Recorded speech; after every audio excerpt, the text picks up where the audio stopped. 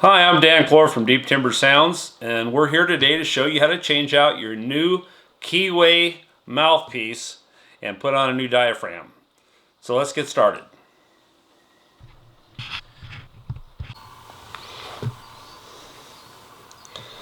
Well, let's start by showing you what's in the replacement kit.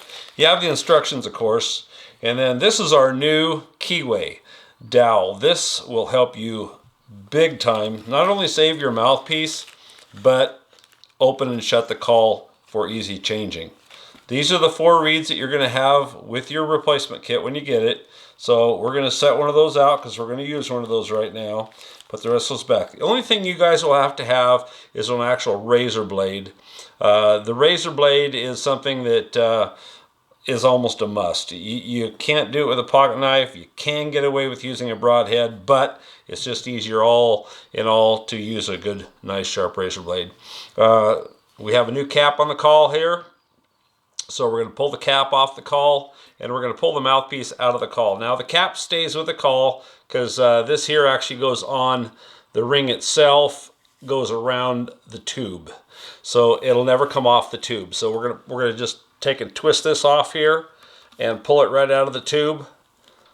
This is a new one, so it's going to be a little tough first time. But if you notice, we have a keyway right there. Well, that new keyway is no longer having to use a screwdriver, chew up your mouthpiece, and this key fits into this keyway nice and snug and goes in there, and you rotate this thing sideways just like you turn your key, and that falls out just as simple as can be. So the nice thing about this is no more chewing up the mouthpieces. So let's go down here and we're going to change this out now. I always face the call towards me, the insert, and so I'm going to roll this back into itself tight. That's the first thing I want to do. Is I want to start by getting this in a little drum type situation to where it's nice and snug. And then I'm going to take it and I'm going to drop it right down over the mouthpiece of the call, just like that. And I'm going to roll this right on down the call. Now, when I roll it down the call, I'm not setting the tension at that time. I'm just getting it on the call and all the wrinkles out.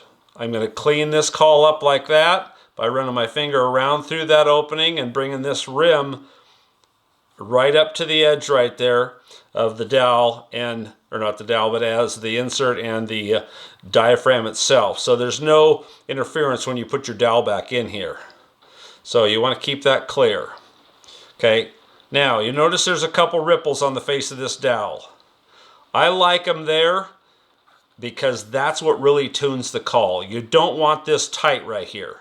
You want to keep that ripple in there, and I like that ripple in there, so it's just got a good roll to it. And I'll take my thumb and I'll rub this like this to make that ripple actually form little lines like that, up and down the top to the bottom of the call. That's perfectly tuned for me. Somebody else, they might want a little more tension or a little less tension. It's all up to them. And it also might determine on where they're going to cut the call. Okay, now we're going to reassemble the call together again. So that slides right down over the top there, right up into the call, and we're going to level this with the face of the call. At that point in time, I just lay my thumb on it, lay it flat, and then I turn my key. And it just snaps shut, and it makes a nice, clean, even start to your cut. Okay, now that dowel is going to go right up inside this mouthpiece. You'll see there's a line on it. That line's going to face up through the reed or through the latex, and it'll show through the call when you shove up on it. Now I like to push it up about maybe 1/8 of an inch past the edge of the call here. So I'm going to have it come out a little bit above the call. So when I cut it, I'm only cutting the width of the dowel itself. So now we're going to take the razor blade, we're going to cut, and you can see the line there. See that line? That's where we're going to cut right there.